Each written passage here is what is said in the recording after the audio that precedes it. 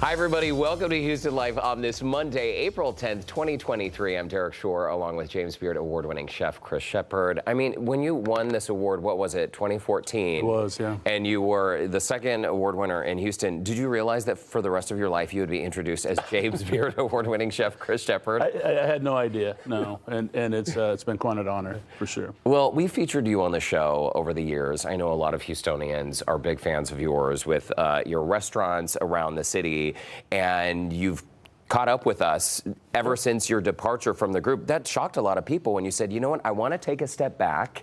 And I know that the restaurant group, you know, we always talk about bigger and better and more, but you really wanted to focus on taking a breath. Yeah, I mean, I needed to work on Southern Smoke, our foundation, that takes care of folks in the hospitality or the food and beverage industry.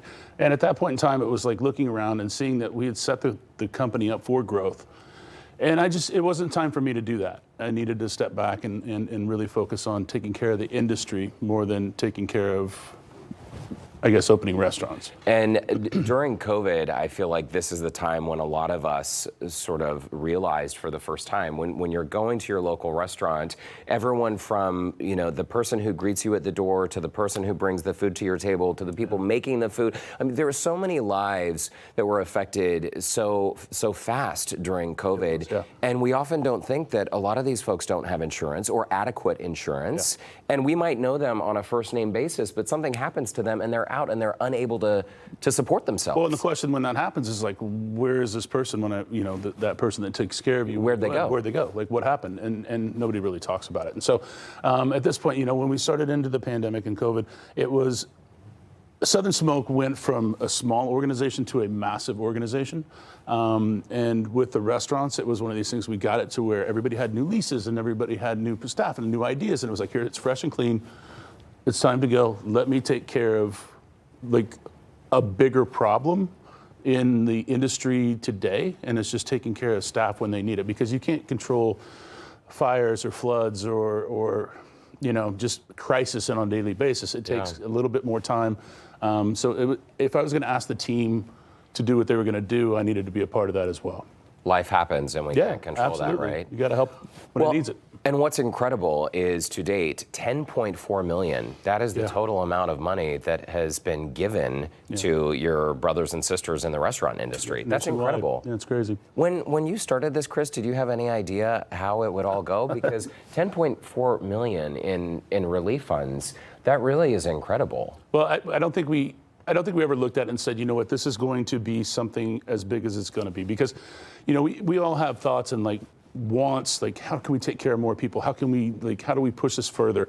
And then it just happened, right? And then it became kind of like people are calling us now like, hey, I need help with this, I need help with that. And so we're able to step in and really, you know, even as of today, you know, there's a lot of things happening in New Orleans and we're able to take care of that, you know. So it's an incredible way to pay it forward. We're seeing images, by the way, of the festival, which has grown and grown and grown. The last time I think I saw you, Chris, was during like the World Series or leading up to it. Yeah, right before. And we were right ahead of the last event. It was bigger than ever. Yeah, we raised $1.6 million this year.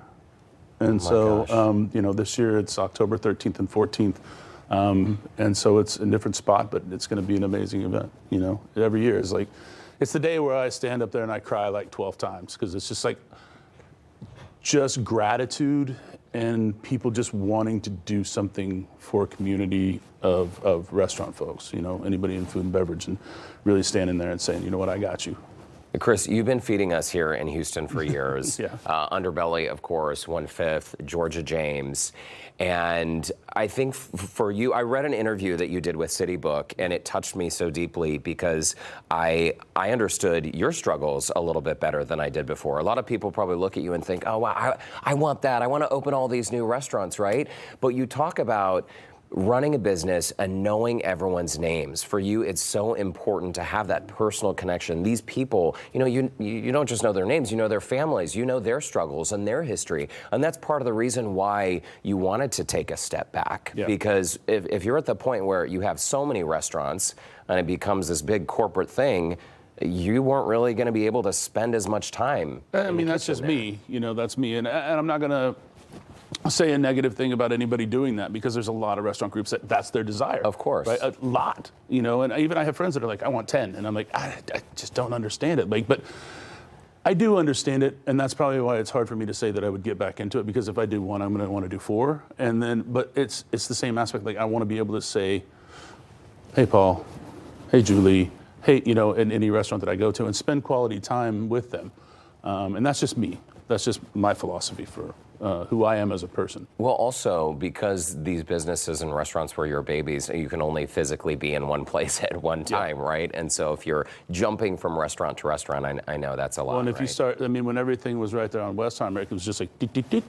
But then when you start to branch out, it takes that time. And then, even if you're there for 3 hours, or as much as you can be for that day, the next day someone's going to be like, oh, I miss you, and I didn't get to see as much, and it's like, that takes its toll on me personally, because I want to be there for everybody when I'm there. You and your wife, Lindsay, y'all really like each other. Lindsay Brown, she's in the house, she's in studio, she's always with you, and I love that. What's it been like as you've adjusted from this wild schedule to taking a little bit of a step back? Have you been able to sleep more? Are you feeling more centered and like you're able to take this time to reset and figure out what's next? I have been able to, and it's been very nice, and I've been very blessed to be able to do that, and I get to cook at home more, and it's like the things that I wasn't good at before, I'm not good with dough. Right, making breads and pizza and things like that. So it's like, well, I'm going to figure this out. And so I get on a mission and I start figuring that out. Like, I've never really wanted to cook a brisket ever, but I bought one yesterday. Okay. And so apparently I'll be cooking a brisket here pretty soon. Like, it's one of these things. Like, I've never done the things that I've never done. I want to do more. But it also gives me the clarity to think about, like, what's the next step and what's the next part of the process and what's the next chapter for me as a human being, and how do I make a bigger impact on my life and others, right? And so, it's been a lot of that. And I get to, sit back and listen to Lindsay and talk about things with her clients. And what if I just throw this little nugget in here? And like, I'm just going to leave this here. You go with it with what you want. And so I get to be able to work with her. But it's more just like foundational work for the most part. It's fantastic. Yeah. Lindsay Brown PR, by the way, so she's like a powerhouse PR person in the city. She's got some great clients. I'm very lucky. She knows what's up. So many of us get to spend more time with you at home in our kitchens because of your cookbook. Yeah. It is Cook Like a Local, flavors that will change the way you cook and see the world. Chris, this was released when? 2019, right before the pandemic? 2019, yeah. And it's all about really telling stories through food. Food is not just something we eat. It's the way we connect with other people. It's the way maybe we try something new. And your signature dish, the braised goat dumplings, is that the dish you made on Jimmy Kimmel? It is, yeah. Yeah. Why'd you choose that? How did it become your signature dish? It was one of those things, like, when we started working on the menu for Underbelly, it was, I wanted 20 dishes, but I wanted them all to change, because this was a restaurant that was not the easiest to run, just on a professional level, because it was only whole animal. So every Tuesday, the steer would show up, so a 1,000-pound steer, and then by Thursday, you had to have that broken down and portioned and ready to go, because it was hog day. So we'd get 2 to 3 250-pound pigs. And then on Thursday or Friday, it was lamb and sheep day. Saturday was poultry day. And then seafood was every day. And then produce was just dropped off. And so the menu evolved and changed on a daily basis. And this was a dish that I made at home. And it was something that I truly fell in love with. But it was texturally challenging. It was spicy. It was all of these things. And I think that we went through 4 or 5 different renditions. Actually, it's just looking back at the opening menu, it's the one item that's not on the menu when we first opened. Because we did it with chicken, we did it with rabbit, we did it with beef. And then finally it was like, I want to push goat. Goat is strong in the Korean culture. This is a dish that makes sense. It's pleasant, it's appealing. It's one of those things that it's the spice level is, like, it can be spicy, but then like 5 seconds later, you're like, yeah, I want more of that.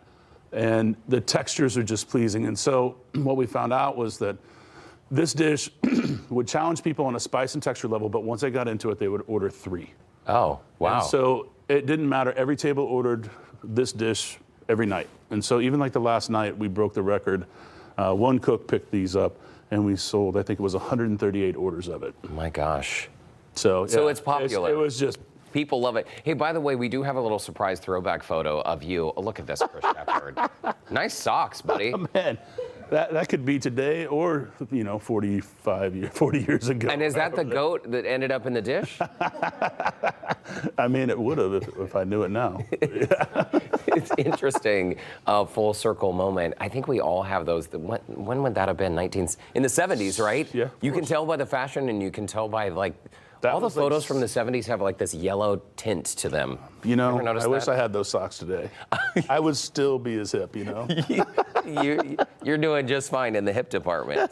Well, listen, it's such a treat having you here today, my pleasure. and we're gonna have some fun on today's show. Thank you. I hope that now that you have a little more time, maybe we'll see you at KPRC a little more often. You never know what's going to happen. You never know what's going to happen, right? You don't. Hey, also, stars aligning, another perfect throwback. So Chloe Dow, who's also in the house today, she designed this apron you're wearing in this photo from when, 6 or 7 years ago? Oh man, maybe longer than that.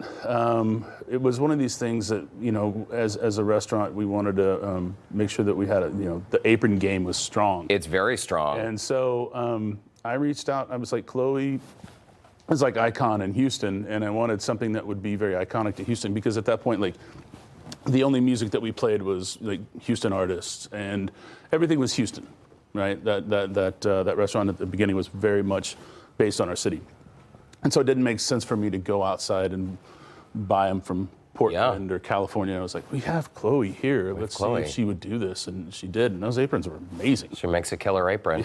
Yeah, I mean, still, you put one on today, it's like it never has been worn. It's amazing. I don't spend a lot of time in the kitchen, but I would wear that apron around. It looks pretty cool. I'll see if I got one laying around. I'll flip through your cookbook wearing Chloe's apron.